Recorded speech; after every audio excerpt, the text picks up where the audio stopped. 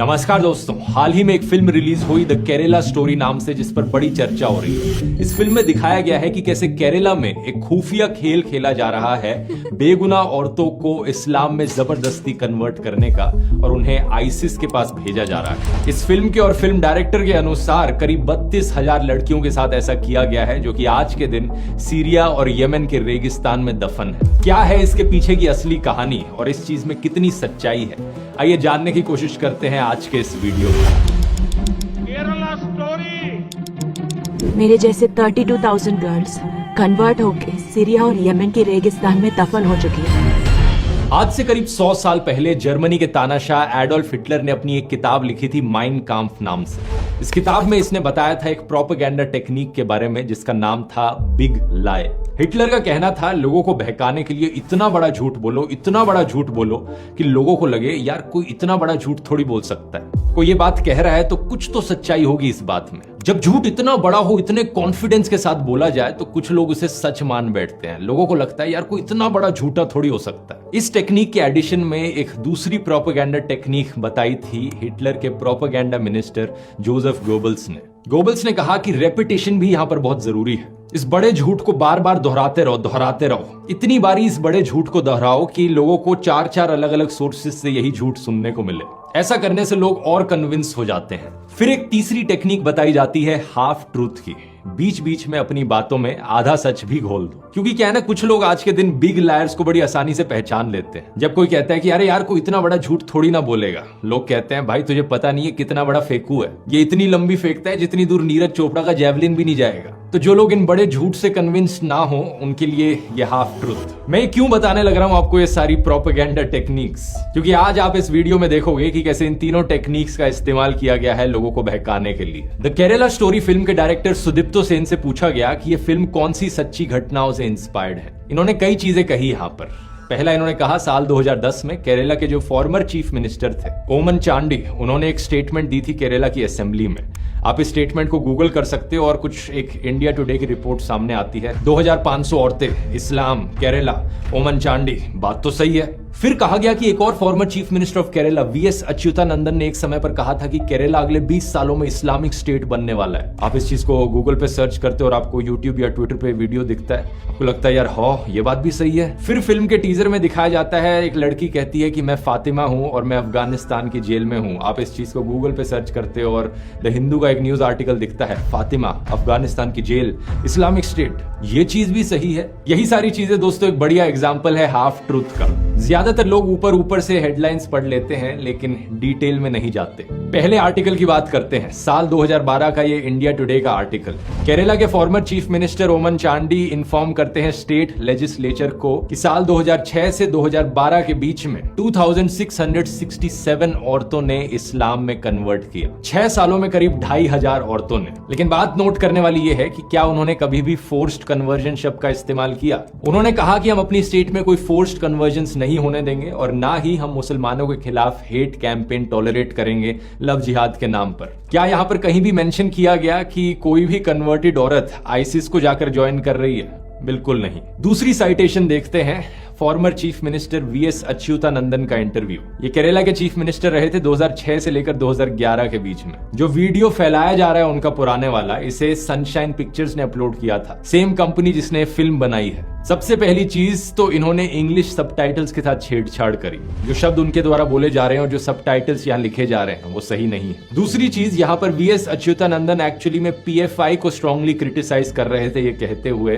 कि वो और धर्मों के यूथ को इन्फ्लुएंस करने की कोशिश कर रहे हैं, जबरदस्ती पैसे देकर उनकी मुसलमान औरतों से शादी कराकर। यहाँ पर भी आईसिस का कोई मेंशन नहीं है। दूसरी चीज, स्टेटमेंट को दिए हुए 13 साल हो चुके हैं। केरला आज भी उतना ही सेफ सेक्युलर स्टेट है जितना 13 साल पहले था। अब अगले आर्टिकल को देखते हैं, जून 2021 का आर्टिकल। यह आर्टिकल बात करता है 4 केरला की औरतों के बारे में जो अपने हस्बैंड्स के साथ अफगानिस्तान गई Islamic state of Khorasan province join करने 2016 से 18 के बीच में। इनके हस्बैंड्स अलग अलग हमलों में मारे गए। इनके नाम है निमिशा, आलियास फातिमा ईसा, Sonia Sebastian आलियास Ayesha, marine Jacob आलियास Maryam और रफीला।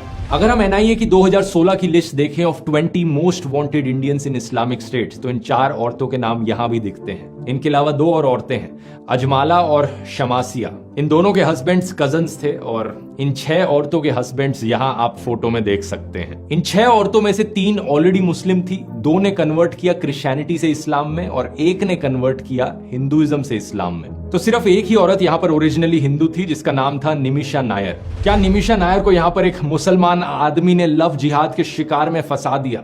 इसका जवाब जानने के लिए हम देखते हैं निमिषा के हस्बैंड कौन है। ईजा एक ऐसा बंदा है जो खुद क्रिश्चियनिटी से कन्वर्ट किया था इस्लाम में। उसका पुराना नाम था बेक्सन विंसेंट।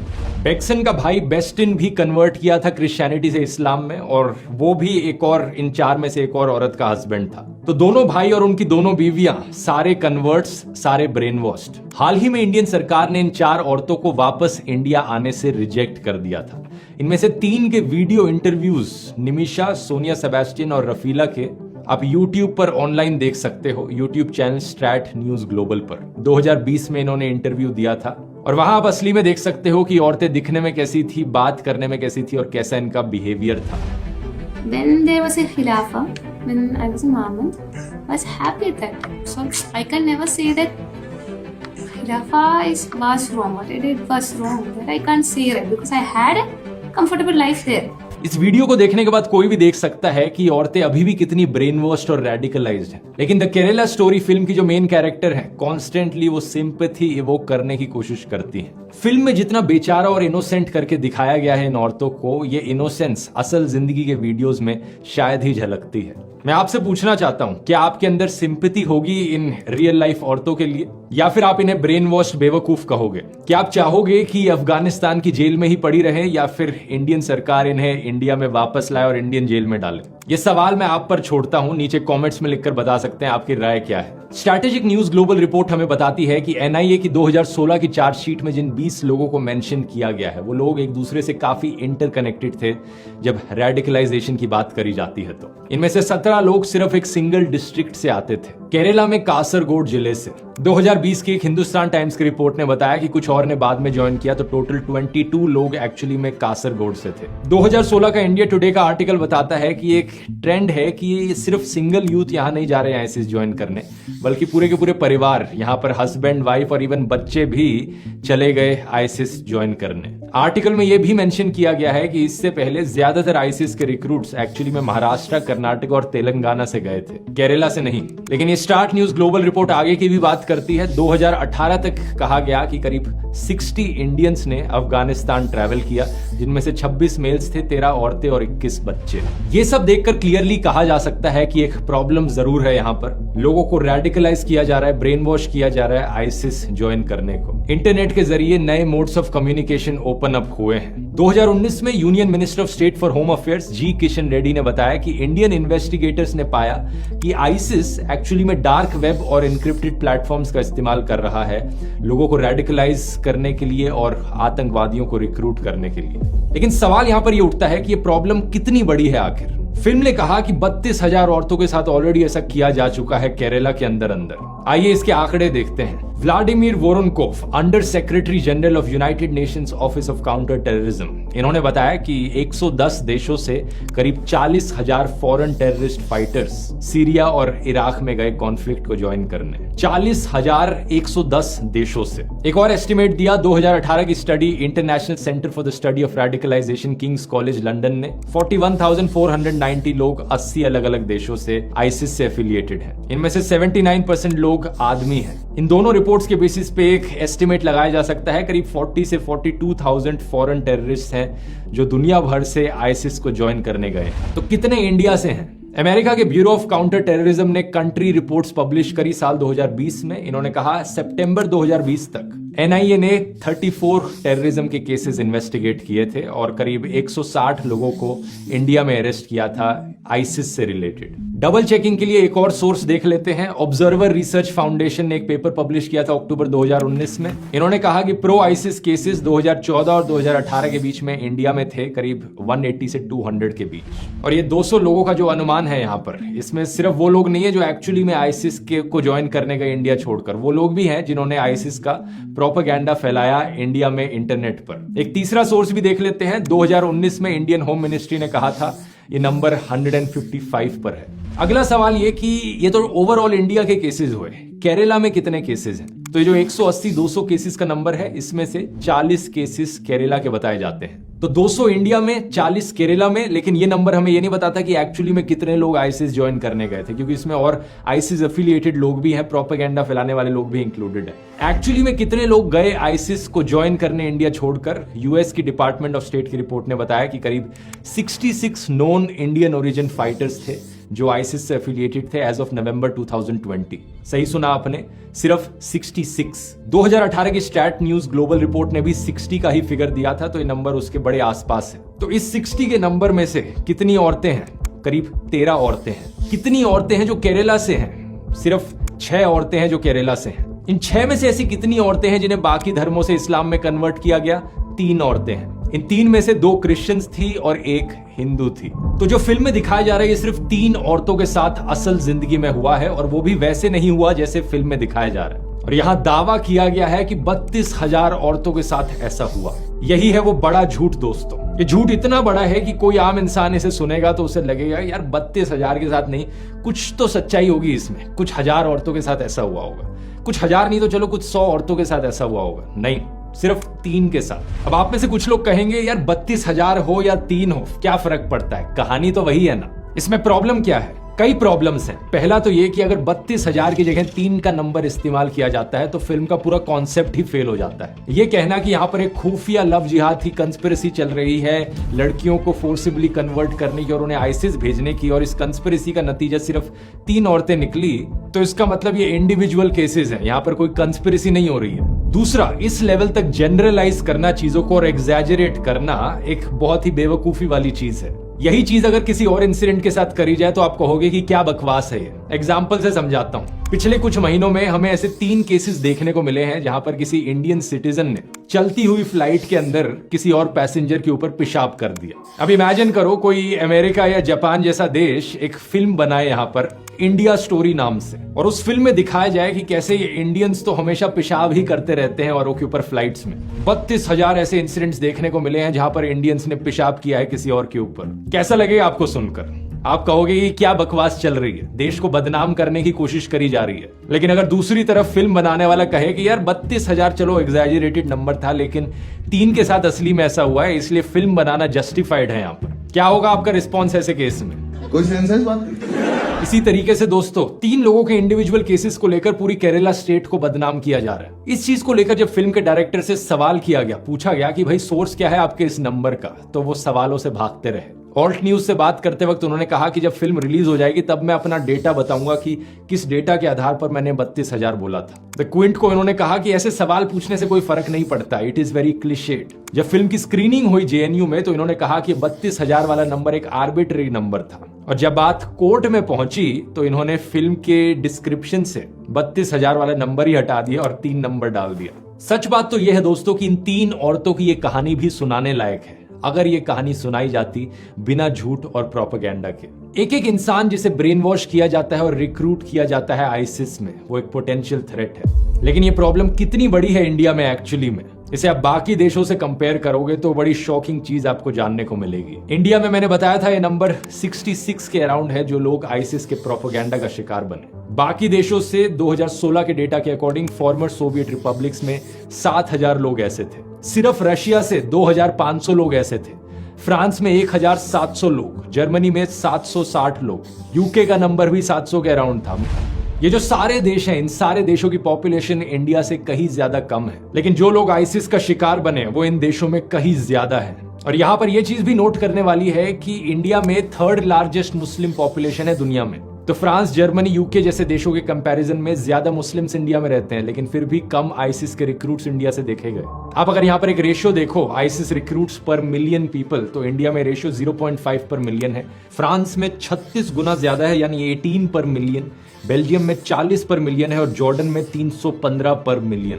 क्या इस चीज को एक बार भी मेंशन किया गया फिल्म में? कुछ लोगों को बहुत मजा आता है अपने ही देश के एक राज्य को ऐसे बदनाम होते हुए देखकर झूठ के बेसिस पर। ORF की रिपोर्ट में लिखा गया था कि एकेडमिक्स और एक्सपर्ट्स अक्सर ये सवाल पूछते हैं कि इंडिया से इतने कम मुसलमानों ने आईसिस क्यों ज्वाइन करी। इसके पीछे कई फैक्टर्स बताए जाते हैं। पहला कारण इंडियन एजेंसीज का लाजवाब रिस्पॉन्स। आप में से बहुत कम लोग शायद ऑपरेशन पिजन के बारे में जानते होंगे। हमारी एजेंसीज जैसे कि NIA और IB, इन्होंने एक मिशन किया जिसमें 350 वल्नरेबल मलयाली यूथ को इन्होंने आइडेंटिफाई किया और एक डी रेडिकलाइजेशन प्रोग्राम चलाया हमारे नौजवानों को इस एक्सट्रीमिज्म और रेडिकलाइजेशन से बचाने के लिए। एक बहुत ही बढ़िया काम हमारे ऑफिसर्स के द्वारा किया गया, लेकिन पता है शर्म की बात क्या है? हमारे प्रधानमंत्री अपने इलेक्शन के भाषणों में इस अच्छे काम को बताने की जगह इस झूठी फिल्म को प्रमोट करते हैं। आतंकी साजिश पर बनी फिल्म ये केरला स्टोरी की इन दिनों काफी चर्चा है। प्रधानमंत्री मोदी चाहते तो इस इंस्पिरेशनल कहानी के बारे में बता सकते थे लोगों को, लेकिन नहीं, झूठी फिल्म प्रमोट करनी थी। दूसरा कारण फॉर्मर डिप्लोमेट तालमीज अहमद बताते हैं इंडिया का सिंक्रेटिक कल्चर और ट्रेडिशन। इंडिया में यूनिटी इन डाइवर्सिटी। इंडिया में मुस्लिम्स हिंदुओं और क्रिश्चियंस के साथ मिलजुल कर रहते हैं और इसीलिए एक्सट्रीम आइडियोलॉजीज को उन्होंने रिजेक्ट किया। 2015 में जब पता चला कि सिर्फ 29 इंडियंस ने आईसिस को ज्वाइन किया था, एक रिपोर्ट ने बताया कि आईसिस खुद इंडियन रिक्रूट्स को इंफीरियर मानता था। आईसिस का मानना था कि इंडिया में जो इस्लाम प्रैक्टिस किया जाता है वो काफी सॉफ्ट वर्जन है, एक ज्यादा लिबरल वर्जन है इस्लाम का। तीसरा, यहाँ पर कई मुस्लिम क्लेरिक्स का भी एक पॉजिटिव रोल बताया जाता है। मार्च 2009 में दारुल उलूम दियोबंद ने एक फतवा इशू किया था इंडिया को दार अल अमन डिक्लेयर करते हुए, एक ऐसा देश जहां पर मिलिटेंट जिहाद प्रोहिबिटेड है। सिमिलरली 2015 में एक जॉइंट फतवा इशू किया गया था 70,000 इंडियन मुस्लिम स्कॉलर्स के द्वारा आईसिस, तालिबान, अलकायदा और बाकी और आतंकवादी संगठनों के खिलाफ। यहाँ जो असली केरला स्टोरी है वो बड़ी प्राउड होने वाली बात है कि बाकी दुनिया के कंपैरिजन में इंडिया से कितने कम मुसलमानों ने आईसिस को ज्वाइन किया। और केरला यहाँ पर एक बड़ा ही जीता जागता एग्जाम्पल है इस यूनिटी इन डाइवर्सिटी का, जहाँ अलग अलग धर्मों के लोग साथ में मिलजुल कर रहते हैं पीसफुली। यही कारण है कि केरला नंबर 1 स्टेट है बहुत से अलग अलग इंडिकेटर्स में। एजुकेशन में नंबर 1, हेल्थ केयर में नंबर 1, ह्यूमन डेवलपमेंट इंडेक्स में नंबर 1। और फिर हमारे पॉलिटिशियंस इन झूठी कहानियों का इस्तेमाल करते हैं केरला को बदनाम करने के लिए।